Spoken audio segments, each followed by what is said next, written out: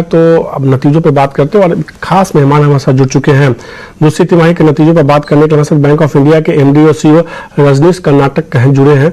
इनसे समझते हैं कि जिस तरीके से नतीजे हैं, नतीजे काफी बेहतर देखने को मिले। खासतौर पर कंपनी के एनआई के फंड पे देखिए, मुनाफे के फंड पे देखिए, बेहतर प्रदर्शन देखने को मिला है। समझते हैं कि ये कैसे मुमकिन हुआ और आने वाले दिनों के लिए बैंक की और क्या मैनेजमेंट की योजना है। शुक्रिया सर इतना स्वदेश को समय देने के लिए, रजनीश सर, और तमाम रिजल्ट पे चर्चा करने के लिए। पहले सवाल के साथ ही शुरुआत करते हैं। जिस तरीके से हमने देखा है कि आपका प्री प्रोविजन ऑपरेटिंग प्रॉफिट है, वहां एक बेहतर ग्रोथ देखने को मिल रहा है। करीब 30% के आसपास का साल दर साल ग्रोथ देखने को मिल रहा है, वो भी तब जब लगातार हम देख रहे हैं खर्चे बढ़ रहे हैं। उसके बावजूद इसको कैसे देखते हैं और आने वाले दिनों में क्या इसको आप कायम रखने में सक्षम रहेंगे?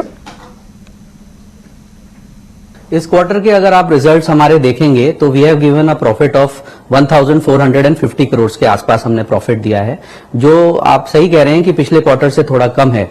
But year on year basis पे अगर आप देखेंगे तो हमारा प्रॉफिट बढ़ा है by 50% plus. So that is one point which is there. But सबसे इंपॉर्टेंट पॉइंट इसमें यह है कि अगर आप देखेंगे हमारे रिजल्ट्स को डिटेल में तो हमने शिफ्ट करा है न्यू टैक्स रिजीम में। सो न्यू टैक्स रिजीम का मतलब यह है कि जो प्रेजेंटली हम 35% टैक्स जो पे कर रहे थे उसकी जगह now we have to pay only 25% of the tax on the profit which we make. So इस बार भी जो प्रॉफिट आया है, अगर हम ओल्ड रिजीम में ही रहते तो हमारा प्रॉफिट 2100 करोड़ के आसपास रहना था, जो न्यू टैक्स रिजीम में शिफ्ट करने के बाद कम हुआ है बिकॉज उसको अकाउंटिंग ट्रीटमेंट में एडजस्ट करना था।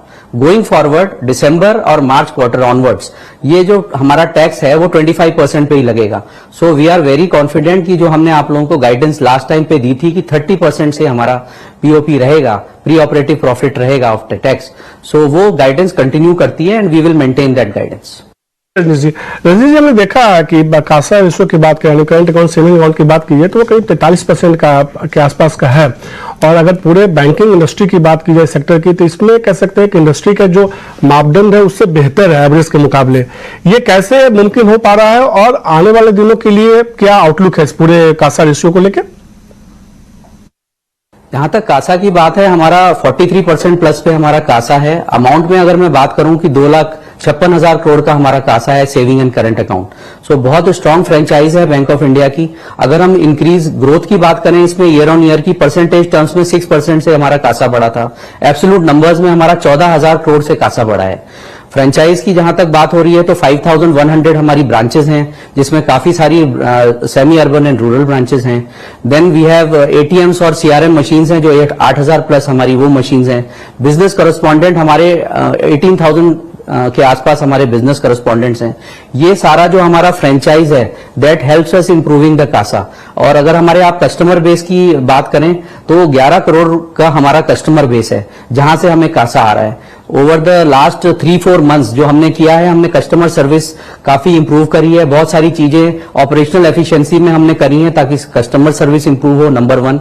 नंबर 2, हमने बहुत सारे टाइप्स करे हैं कॉर्पोरेट्स के साथ, गवर्नमेंट डिपार्टमेंट्स के साथ, सेंट्रल गवर्नमेंट डिपार्टमेंट्स के साथ, जहां पर कि हमें करंट अकाउंट में बैलेंस मिल रहा है और सेविंग अकाउंट्स हमारे ओपन हो रहे हैं सैलरीड कस्टमर्स के। उसके अलावा हमने और भी कॉर्पोरेट्स के साथ टाई अप करे हैं चैनल फाइनेंसिंग और अदर चीजों के, जहां पर कि हमें करंट अकाउंट में बैलेंसेस आ रहे हैं। तो we are very much confident कि जो हमारा कासा का ग्रोथ है वो होगा एब्सोल्यूट नंबर्स में भी और परसेंटेज टर्म्स में भी, YoY में ग्रोथ होगा और हम अपना जो कासा 43% के आसपास में प्रोटेक्टेड रखेंगे।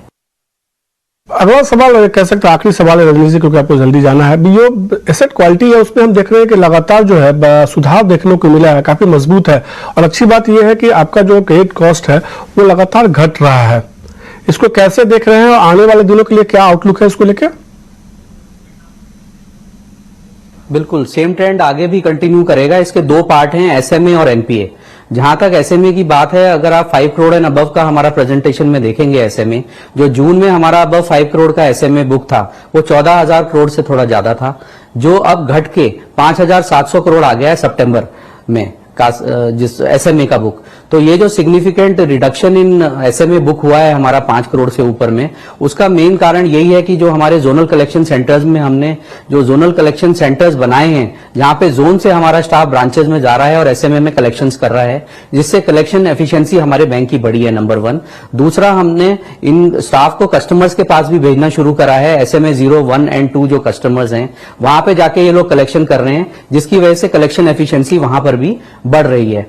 दूसरा जो हमने सबसे इंपॉर्टेंट चीज करी है फॉर रिटेल, जहां पे एसएमए हमारा हो रहा था, हमने देखा कि ई नच मैंडेट्स हमारे यहां पे कुछ कम थे, जो वो अब इनेबल हो गए हैं इस क्वार्टर से।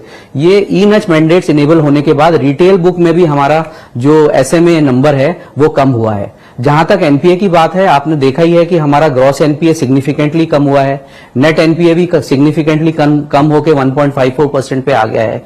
ग्रॉस एनपीए ऑलरेडी 5.84% पे आके सितंबर में है। इसकी वजह से हमारी जो क्रेडिट कॉस्ट है वो भी इंप्रूव हुई है, स्लिपेज रेशियो भी इंप्रूव हुआ है, एंड आई एम कॉन्फिडेंट कि हम जो मार्च 24 के नंबर शो करेंगे, उसमें जहां तक gross NPA, net NPA, credit cost और स्लिपेज रेशियो की बात है, इन सब में इंप्रूवमेंट आएगी।